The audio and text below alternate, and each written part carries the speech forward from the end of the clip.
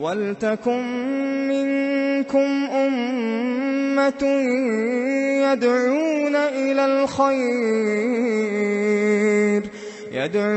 إِلَى الْخَيْرِ وَيَأْمُرُونَ بِالْمَعْرُوفِ وَيَنْهَوْنَ عَنِ الْمُنكَرِ وَأُولَئِكَ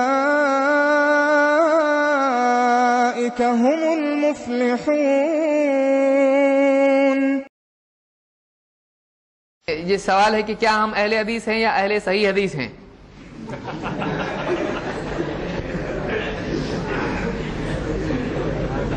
دیکھیے، جو آدمی یہ کہے کہ اگر آپ اہل حدیث اپنے آپ کو کہتے ہو تو آپ کو اہل صحیح حدیث کہنا چاہیے، تو ہم ان سے کہیں گے کہ اگر واقعی آپ کو یہ لگتا ہے صحیح تو پھر آپ اپنے آپ کو اہل صحیح حدیث کیوں نہیں بولتے ہیں؟ کیونکہ آپ بھی تو مانتے ہو نا صحیح حدیث کو، اور صرف صحیح حدیث نہیں، ہم حسن حدیث بھی مانتے ہیں، تو کیا آپ یہ کہو گے کہ آپ اپنے آپ کو صحیح اہل صحیح اور اہل حسن حدیث کہو؟ پھر حسن لذاتی ہی، حسن لغیرہ ہی، صحیح لذاتی ہی، صحیح لغیرہ ہی، متواتر اور یہ سب ہے، تو کیا اتنے سارے لیبل آپ لگانے کے لیے بولو گے؟ یہ علم کی کمی کی وجہ سے اس طرح سے آدمی کرتا ہے۔ اہل الحدیث ایک خاص پس منظر میں اپنے آپ کو علماء نے کہا۔ اہل الحدیث اہل الرائے اور اہل الکلام کے بالمقابل کہا گیا۔ ہم اہل کلام نہیں ہیں جو عقیدے میں کلامی بحثیں چھیڑ کے کچھ بھی نئے عقیدے نکالتے ہیں، اللہ کی صفات کی تعویل کرتے ہیں۔ ہم اہل الحدیث ہیں، حدیث میں جیسا عقیدہ ہے ہم اس کو مانتے ہیں۔ ہم اہل الرائے نہیں ہیں کہ اپنی رائے سے کچھ بھی فتوی نکالیں، فقہی لمبے کھینچ کے کچھ بھی نئے نئے مسائل نکالیں، ہم وہ نہیں ہیں۔ ہم اہل الحدیث ہیں، حدیث کے حساب سے ہم چلتے ہیں۔ تو اس میں اپنے آپ آ جاتا ہے کہ ہم حدیث پر چلتے کا مطلب ہمارا سورس عقل نہیں ہے، ہمارا سورس رائے نہیں ہے، ہمارا سورس حدیث ہے۔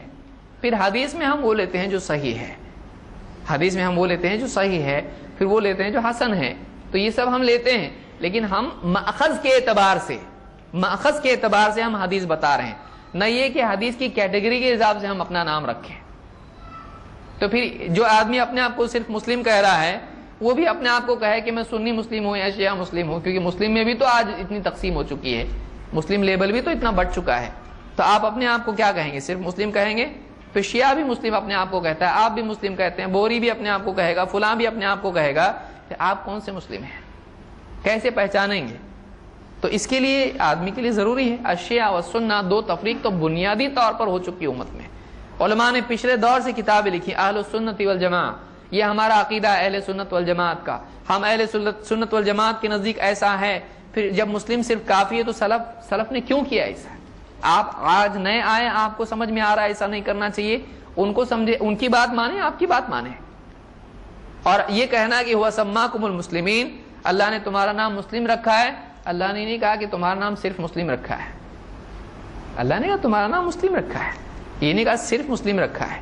اس لیے مسند احمد کی روایت میں آپ نے فرمایا مسلمانوں کو ان ناموں سے پکارو جو اللہ نے رکھے ہیں، عباد اللہ، مسلمین اور مؤمنین۔ اب دیکھیں 3 نام آئے نا، تو اس آیت کا یہ مطلب نہیں نکلا کہ صرف ایک نام ہے، حدیث بتا رہی 3 نام ہیں۔ اگر آپ حدیث کو مانتے تو تینوں نام رکھو اپنا، آپ بولو ہم عباد اللہ ہیں، ہم مسلمین ہیں، ہم مؤمنین ہیں، آپ تینوں نام بتاؤ۔ ہوا سماکم المسلمین صرف ایک نام نہیں ہے، 3 نام بتائے ہیں حدیث میں، اور کہا کہ اللہ نے جو تمہارے نام رکھے ہیں، حدیث بتا رہی ہے۔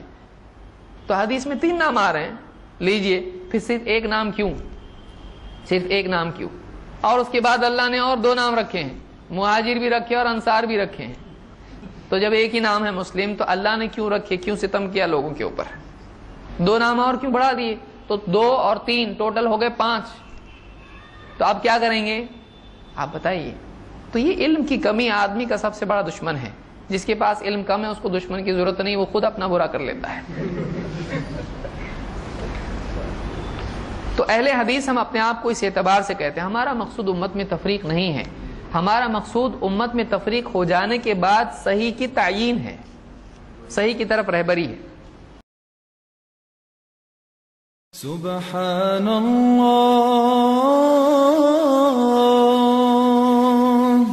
والحمد للہ ولا الہ الا اللہ واللہ اکبر۔ سبحان اللہ والحمد للہ ولا إله إلا الله